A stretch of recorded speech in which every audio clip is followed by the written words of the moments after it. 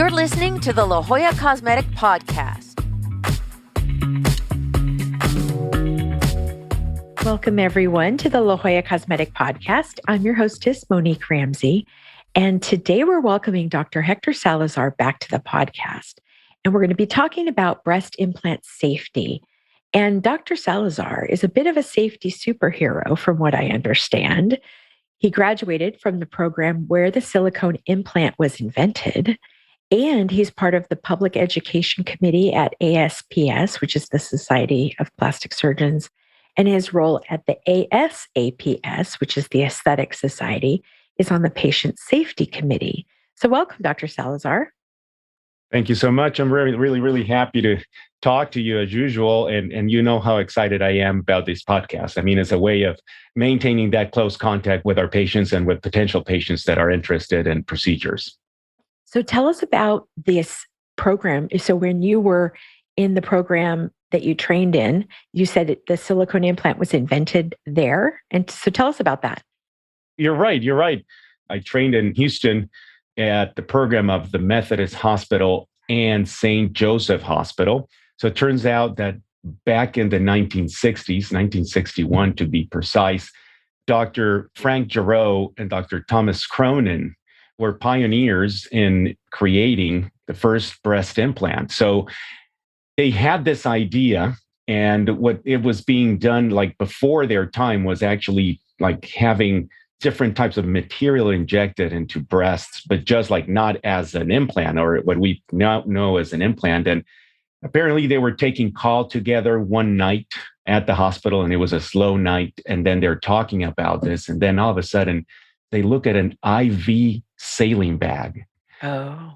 And it was actually Thomas Cronin who feels it. And he says, well, this could be the answer. And they started being in Houston, where there's a lot of oil industry and chemical industry and petrochemical industry. They started working and trying to find what was the ideal material to put in. And they came up with silicone finally. So that happened through 1960, 1961.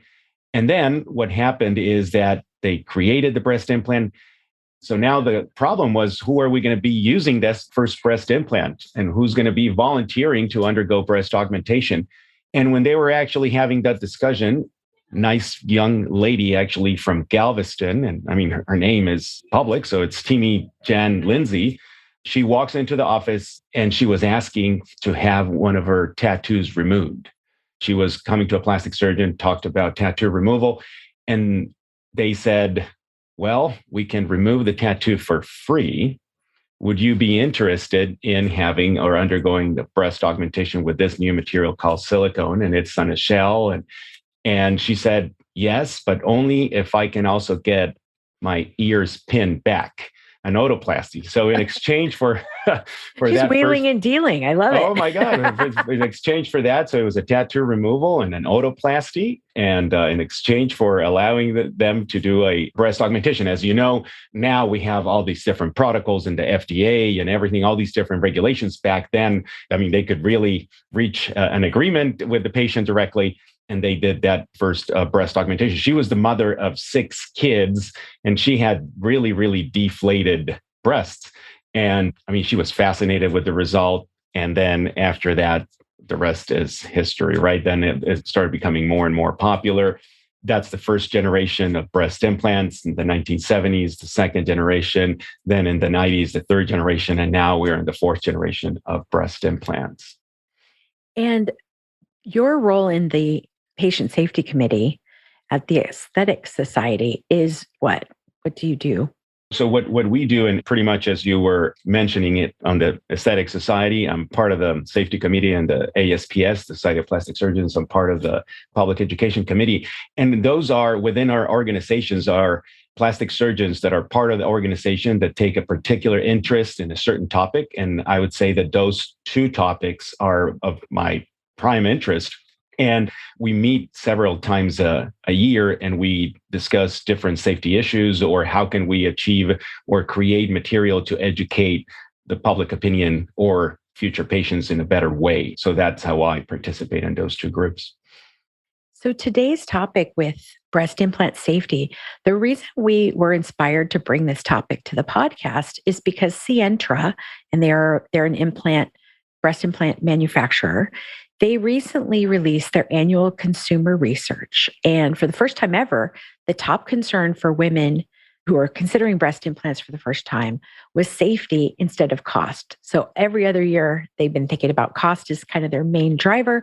Now they're starting to talk about safety.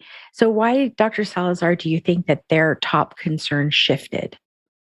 The world that we are living in now is a world that is packed, is full of information, and information that you can gain pretty easy access to. It's a matter of it's not always going to be accurate, but it's very easy to access a lot of information. So either you do a Google search, either you are in social media, either you belong to different groups of special interest, and all this information now, including cost, including safety, including potential complications or issues, are available to the public. And what happens is, since I would say, for instance, pricing is something that it's very, very transparent now. I mean, it's not a mystery of how much a breast augmentation is going to be. You can click on the place where you want to go and get it, and you're going to see how much is it. I feel that now patients are more and more getting involved more in the process of breast augmentation. And recently in 2019, there was this release of the FDA saying, well, we're going to put some black box warning in the implants. And again, that immediately, even though they were always there, those risks have always existed.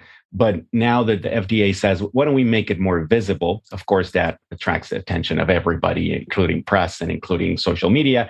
And then that's the reason why I feel that people are now paying more attention to those. Why do you think the FDA was compelled to issue this warning? Well, I think the FDA groups of patients, and including both societies, the Aesthetic Society of Plastic Surgeons, meaning plastic surgeons, the people that do the augmentations, and the industry have been working very, very close, all four entities. And that decision was a joint decision. And it's everything that we can do in favor of more and more educated decisions being made by patients is beneficial. So it was not a unilateral decision. It was something that was everybody participated in one way or the other. And us as plastic surgeons, part of the society, we're investing actually money into studies to better understand some of the topics that we're going to be talking about today.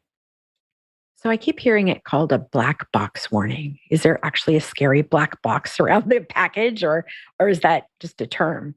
No, there's a black box. It's not all black. It's kind of like, I mean, it's not, it's a black frame box, but yeah, it says warning.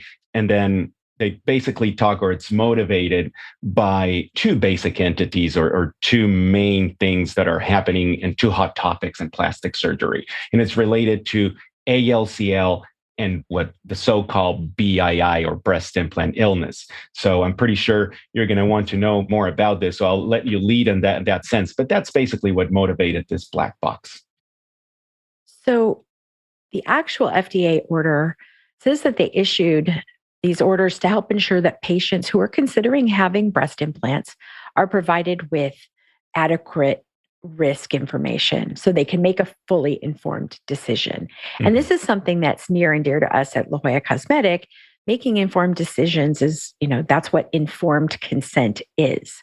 So I feel like that's something that we've always done with our patients. When somebody comes to you for a breast augmentation consult, you're going through a lot of the risks, what could happen, like different checklist of things that you're going to talk about, whether there was an FDA warning or not, right? Correct. It's something that we were doing on a routine basis. And as you know, Monica, at La Jolla Cosmetic, there's also some story behind the pioneering informed consent and doing it in an electronic way. And it's something that we've always done, as you're correctly saying. But in reality, the FDA and the societies really, really wanted to emphasize that for doctors and patients, try to stimulate somehow for everybody to be talking about all those different points that patients need to make an informed decision. Mm-hmm. And I found that along with that warning, the FDA requires some other things. Like one is a patient decision checklist, and they're very elegant, they're very clear, easy to understand, so that you can then be thinking on your own, like, here are the things that I want to make sure I understand before proceeding, and good talking points for your doctor. And so, does that conversation usually happen at the consult or at the pre op, or when does informed consent happen? Both during the consultation and during the preoperative visit. And again, as you know, when we see our patients at the morning of surgery, even, we spend a good amount of time with them, about like 20, 25 minutes, still like doing and placing those markings and answering kind of last minute questions. And again, that's another opportunity. The more opportunities we can have of touching base with our patients before surgery, or even during a second consultation, sometimes the better. Yeah, as you're saying, this is number one. And one thing that I want to be very clear here is that breast implants are safe. As doctors, we wouldn't be implanting devices on patients that have not been proven, that are not approved by the FDA, that are experimental. I mean, again, we're not back in the 1960s, like those pioneers that, they developed this, but at that point, it was more of an experimental procedure. So they are safe. There are potential risks and potential complications. I mean, would you say is flying an aircraft, is that safe, right? I mean, yeah, it's safe. I mean, can accidents happen? Yes, but overall, it's a very safe procedure. I want to be clear on that. And then from there, start talking about this rare events or rare potential complications. First, what I'd like to do is unpack the actual warning message first that is on the quote unquote box. Mm-hmm. It's short and there's just 3 bullet points, and I'll read them. The first one says, breast implants are not considered lifetime devices. The longer people have them, the greater the chances are that they will develop complications, some of which will require more surgery. So do you find that most patients are already, it seems sort of obvious, it's not going to last forever. But when patients come in, what do they think about that implant? This is a great question, because implants are man-made objects, right? Everything that we do in this world, that it's not created by nature, it's something that it's a man-made device. Can it rupture? Can it fail? Will it last forever? So the absolute answer to those questions is no, it's not going to last forever. Yes, it can rupture. Yes, it can fail, right? Because that's what we do. It's imperfection. But for some reason, patients have this idea that if you get breast implants, they're going to stay with you forever, that they're going to be permanent devices. So it's something that I would say that there's a little bit of that misconception. I always tell them that they're man-made objects, and just think about something that it's a man-made object. Sometimes even I talk about a refrigerator. You purchase a refrigerator, it's a big device, it's a man-made object, and that refrigerator, it's going to be with you for a long time, but it's not forever, right? At some point, you're going to need to change that. It comes with a 10-year warranty. If it's year 11 or 12, do you have to change it? Well, it's probably not going to be working the same way that it was working before. We don't think about breast implants as an iPhone, right? I mean, you purchase one iPhone, you purchase a pair of implants. Is that going to be the last iPhone you're going to purchase? No. The breast implants, is that going to be the last pair you're going to purchase? Most likely not, especially if you're getting an augmentation when you're young, when you're 24. So no, they're not forever. The FDA recommends that after 10 years of you having those breast implants, that you go and get them exchanged. At the same time, I tell patients, can you imagine that at year 10 and one day, the implants are going to start magically dissolving inside of you? So the absolute answer to that is no. So it's not that, oh my God, I have a trip planned but I can't going to cancel it because it's now 10 years and 2 days and I'm going to run. So no, absolutely not. But that's what the FDA recommends. And you'll see, I tell patients, you'll see that most likely around year 10, 15, changes happen in life. And then you probably want to get them exchanged because you want to have something else done to your breasts. Since they mentioned that you could be having complications, what kind of complications might they be referring to? Let's start with the obvious, such as a ruptured implant. Okay. Or an implant malposition, so that the implant is not sitting where it used to be sitting. Or another potential complication, it's that the implant flips. It can flip from the front part of the implant can go to the back and vice versa. Another potential complication is that the implant gets encapsulated, gets surrounded by tissue that the body creates to defend you, quote unquote, from the implant. And then that tissue that gets in the encapsulation starts squeezing the implant and makes it hard. So those could be some complications or some things that patient can be experiencing with implants that can happen. And if that's happening and you're operating for that, and it's a good time to change those implants. Uh-huh. Now, how common are complications for, like, you're a first-time breast aug patient? Is it able to be expressed in a percentage, like maybe about 10% or? That's a good question because there are breast implant studies, there are multiple, and then there's a big range of numbers. But as you're correctly saying, I mean, more or less, you're talking about anywhere from 10 to 20% of patients that can experience in the first 10, 15 years some complications. And do most people, if they were to experience, let's say, a capsular contracture, does it happen right away or does it happen much later? Well, I would say that it can happen at any point, but the longer the time, right? Like, for instance, the longer that the implant has been in, the higher chances of developing this or that, or either a rupture or a failure or a malposition or a capsular contracture.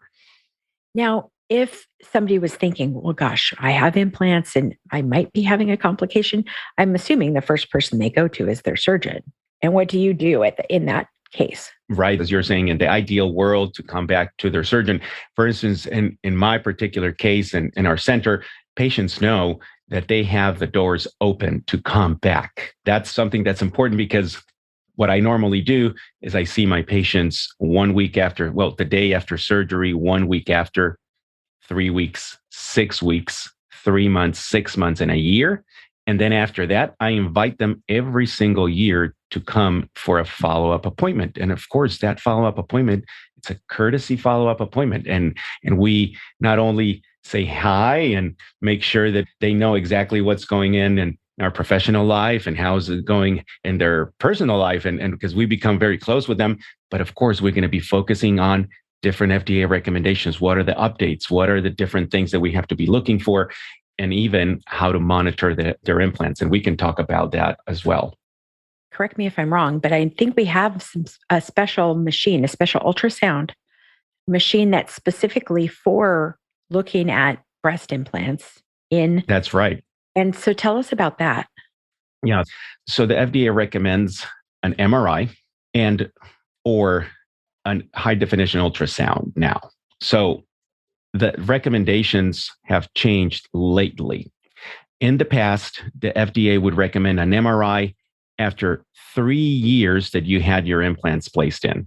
So now the recommendation is either an MRI or a high definition ultrasound. And now the recommendation moved from 3 years to 5 years. Okay.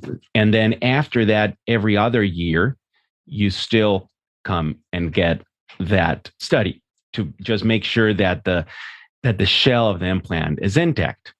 Now, what happens is that the MRI, if it's for just pure monitoring and surveillance of the implant, no insurance company would cover for that MRI.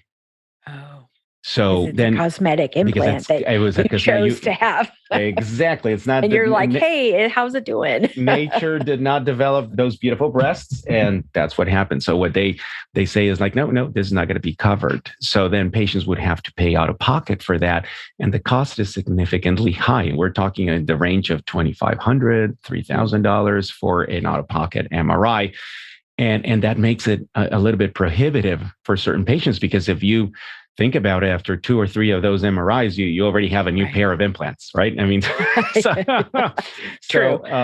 so what happens is that as an alternative, the high definition ultrasound is a good technology. It's a technology that allows us to monitor that implant shell. We perform those studies on our patients in our clinic. And then it takes like 25 minutes away from their life, but gives them good reassurance if we see integrity there. Yeah. And then is there any way that you might suggest a patient plans ahead for replacement? Or is it more when you think you might need it and you go to your doctor? Or should they be thinking, well, in 12 years, I should be saving $500 every year for the next X amount of years? How do you recommend patients deal with that? No, we're pretty serious about the FDA recommendations, and we tell them, right? We tell them up front. The FDA recommends after 10 years to have it exchanged, and that's actually official recommendation. Well, and I would think that, let's say you're 22 years old and you get your breast implants, and now you're 37 years old. You've had a couple kids. It's been 10 years or more. And, now you might be thinking, okay, I want them smaller, bigger, lifted. There's kind of that mommy makeover is sort of a next step. So it's sort of like you might be changing them anyway for your own reasons, not just because it's been more than 10 years. That's absolutely right. So the second bullet from the FDA sounds a little more concerning. So here we go. Here's what it says. Breast implants have been associated with the development of a cancer in the immune system called breast implant associated anaplastic large cell lymphoma, which is also BIA-ALCL, which is a lot easier. This cancer occurs more commonly in patients with textured breast implants than smooth implants, although rates are not well defined. Some patients have died from BIA-ALCL. So my first question is, how do they know that the implant caused the cancer? Your questions are very, very sharp always, and I like it because, yeah, they were seeing this type of very rare, extremely rare type of lymphoma. And by the way, it's a non-aggressive type of lymphoma, all right? But it can be related to death. Yeah, there have been like a total of 36 deaths since they started placing the implants. You're talking about millions and millions of implants, right? But how can they associate that? We knew about that entity, ALCL, anaplastic large cell lymphoma, but until 2011, it was not directly related to the implants. So starting in 2011, that relationship was established. And we're talking about a total number of 733 cases in the world, half of which are around 330 something in the United States. And the reason is, we take 50% of the entire implant placement. No, the thing is that we're better at monitoring and diagnosing and reporting than other countries. And that's the reason why we have that data a little fresher, or our number might seem to be like a little higher in relationship to the rest of the world. But you're talking about something that it's a very, very rare event because, again, we're talking since 1960s of 733 cases. Right. So when you say very rare, you really mean very, very rare. It's something that, do we have to mention? Do we have to talk about it? Absolutely. Absolutely. But comparing it to the airline industry, right? I mean, if you compare the number of flights that take place every day and how many days we have no incidents and how many days we have no accidents. And I mean, it's a really, really low number compared to a very high number of surgeries of augmentations. So first of all, what kind of implants do we use? And it said here that it occurs more commonly in patients with textured implants than smooth. Do you use textured implants? I don't. So I don't use textured implants, but almost all cases are related to textured implants. And some of the cases where they couldn't establish a relationship to textured implants, the patients had either there was no information, so they couldn't know if it was a texture or a smooth because there was no information documented.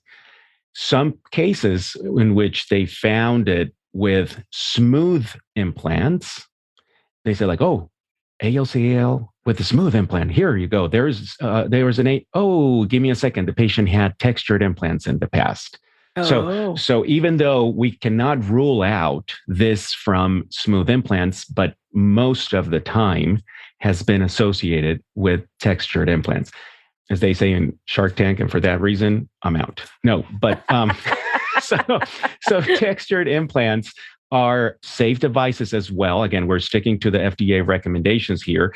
There was a specific type of textured implant that was coming from a specific company that was removed from the market. There was a callback on that, and the company responded pretty well and said, take it out and we'll give you a fresh pair of implants, smooth, of course. There are surgeons that use texture implants. There's nothing wrong with that. But in my particular case, I'll rather not have to do with textured implants, even though it's extremely rare, as we're talking about. Right. And what's the difference, or why is textured indicated, or why might it be indicated in some cases versus smooth? Does it keep it where it is more because it's like sticky, or Right. what's the Yeah. So smooth implant, if you close your eyes, you, Monique, you have seen implants, but our audience, probably not everybody. And when they come to the office, they get to see them, and not only see them, touch them, and also compare and be able to see, oh, this is what texture looks like. This is what smooth looks like. Imagine that the implant was sprinkled with some sugar powder or something like that around the implant. And actually it's a little rough. And what that roughness creates, it creates two things. One, a little bit of friction, and two, causes the tissue of the patient to a little bit embrace the implant, to ingrow into the outer surface of the implant. So it holds it in place. So it doesn't move down or it doesn't move to the side. And that's a quote unquote, the advantage of textured implants. That's why textured implants exist, because they allow you to hold the implant against the body like a Velcro patch. So that's kind of how that works. Now, how would you know if something was happening to you? Like, again, 300 people out of, let's call it even 400 people out of, 60 years. But if somebody was worried and they have implants in now and they were worried that something's going on, would a mammogram catch it? Or how would they know if is there any visible, I guess, indication? For ALCL, for that rare type of lymphoma, let's talk about the classic case presentation. So it's a patient that had, so let's say, breast augmentation with textured implants, and it happened a long time ago. It tends to be like 10 or 15 years or 20 years ago. And the patient was very happy with her implants, no pain, nothing. Everything was fine. And then after that period of time, then all of a sudden she starts noticing that one breast is bigger than the other, but significantly bigger. And then over the course of the next weeks, it keeps kind of growing. And then the first thing, as you were saying, what's going to happen is she's going to go to either her primary care doctor, or ideally back to the plastic surgeon right away, or her gynecologist. And then the next step would be to do an image study on that breast. So to clarify, this ALCL weird lymphoma, we are not talking about breast cancer, which is like adenocarcinoma of the breast, or it has nothing to do with breast cancer, what we know or think as breast cancer. So the ideal study to start studying this cancer, this lymphoma, is to do an ultrasound. And then what you're going to find, the reason why one breast is bigger than the other is because there's going to be some fluid, some liquid around the implant that your body kind of created. So you get a sample of that fluid. They would introduce a little needle, the interventional radiologist, and then they study that fluid, and then boom, voila, you find that ALCL. But the most common is a little bit of discomfort, a little bit of pain, but the main reason is because of the presence of that water that you have around the implant. And what's swimming in that water are those rare lymphoma cells. What's the treatment for that? So the treatment for that is to go ahead, remove the capsule, remove the implant, and then plus minus, of course, when you have a case like this, you want to have a general surgeon involved. You want to have an oncologist involved, because it might require, maybe it's only removing the capsule, removing the implant, or it could be removing the capsule, removing the implant, and maybe some other therapies, like chemotherapy or some radiation, or that would be determined by the oncology team. So the third bullet from the FDA says, patients receiving breast implants have reported a variety of systemic symptoms such as joint pain, muscle aches, confusion, chronic fatigue, autoimmune diseases, and others. Individual patient risk for developing these symptoms has not been well established. Some patients report complete resolution of symptoms when the implants are removed without replacement. So what's going on here? What does that mean? And have you seen it yourself? Yeah, no, absolutely. I've seen patients with those complaints. So right now in social media and the internet, Google, et cetera, you're going to find this entity called BII, or breast implant illness, or generalized illness or unexplained systemic symptoms associated to implants. When doctors talk about certain disease, such as we were talking about breast cancer, or we were talking about ALCL, or you talk about flu, or you talk about chickenpox, right? So when you talk about diagnoses, those diagnoses are well established, are well described, and actually the World Health Organization actually approves them. And they say, this is an entity, this is a disease. But breast implant illness, it is not a disease. It is not a well-established diagnosis. I'm not saying that patients don't have symptoms, but what I'm saying is that you cannot place or document the diagnosis of breast implant illness on a patient because that diagnosis has not been coined, doesn't exist as it is. And the reason for that is because two things. In order for you to be able to describe a disease, you have to find a cause and a bunch of symptoms that are specific to that disease, right? I mean, if I tell you chickenpox, you can close your eyes and you can tell me, oh, let me tell you what happens in chickenpox, right? But if you talk about breast implant illness, you get more than 45, 50 different symptoms that can go anywhere from I feel sick to I have low libido to I have acid reflux to I have migraine to I have gained weight. So it's really difficult to get those symptoms, bunch them up, and then associate them directly to the breast implant. And right now, the Society of Plastic Surgeons and the Aesthetic Society, we're actually paying attention to all these symptoms, listening to all these patients, because we want to make sure that we don't miss anything. So if a patient is telling me about all these different symptoms and she's sitting in front of me in the office, she's taking time out of her life. It's not in her imagination. She's feeling all these things and she's sitting in front of me. And the classic thing that has happened before they're sitting in front of you is that they have been to their primary care doctor or they have been to their internal medicine doctor. And sometimes they have been referred to a specialist and they've been looking for an answer. They can't find a real cause for that or something that they could say like, oh, I'm sorry, but I got all the tests that I normally do for joint pain and I don't see any other thing. So it's important for us to listen to what they have to say, to dedicate a time, and then to talk about that potential removal of the implant and what it implies. One thing, Monique, and let me go over the top 6 symptoms that were reported and are associated, quote unquote, to this BII. So number 1 is fatigue. Number 2 is brain fog. Number 3 is joint pain in different areas. The next one is anxiety. Another one is hair loss. And then number 6 is depression. And just for you to see enormous variety of symptoms and some of the complaints such as for instance, brain fog. Let's say we've all experienced that, right? But again, brain fog is also not a diagnosis, a medical diagnosis or anything, but we've all had it. So that's why I'm telling you, we never dismiss these patients. We always listen to their complaints. And if they want to have their implants removed because they truly feel that they're causing the symptoms, we can. We cannot assure them that the symptoms are going to resolve, but we are here to assist them.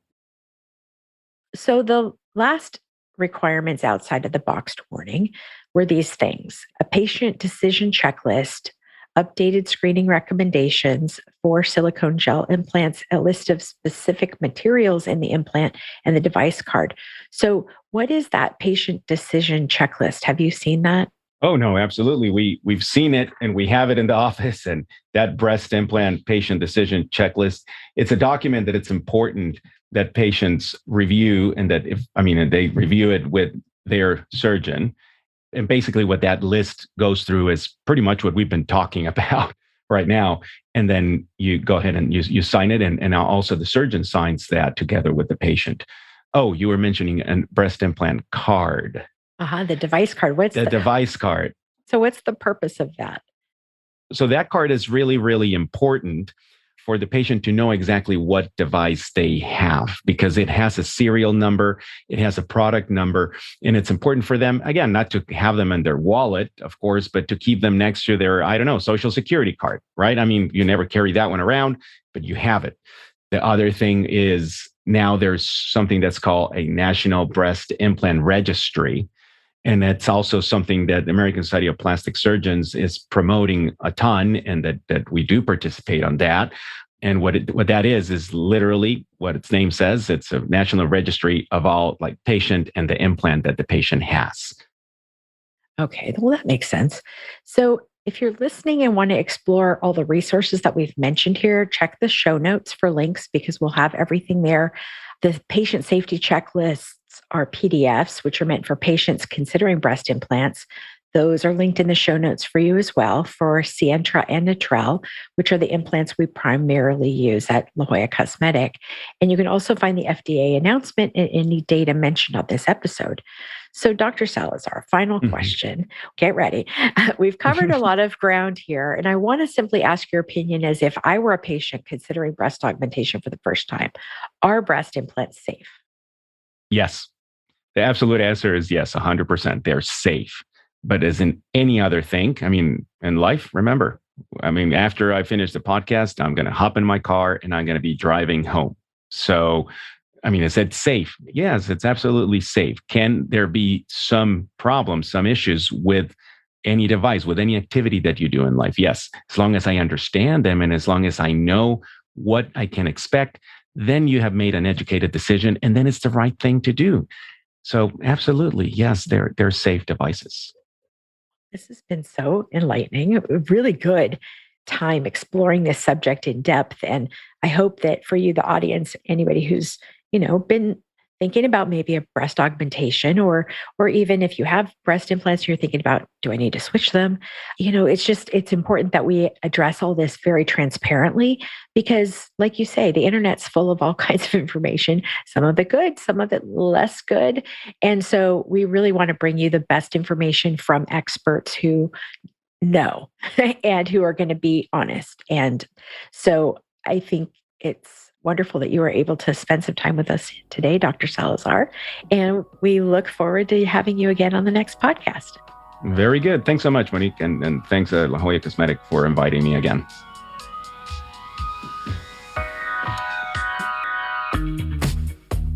Take a screenshot of this podcast episode with your phone and show it at your consultation or appointment, or mention the promo code podcast to receive $25 off any service or product of $50 or more at La Jolla Cosmetic. La Jolla Cosmetic is located just off the I-5 San Diego Freeway in the Zymed building on the Scripps Memorial Hospital campus. To learn more, go to ljcsc.com or follow the team on Instagram at ljcsc. The La Jolla Cosmetic Podcast is a production of The Axis, TheAxis.io.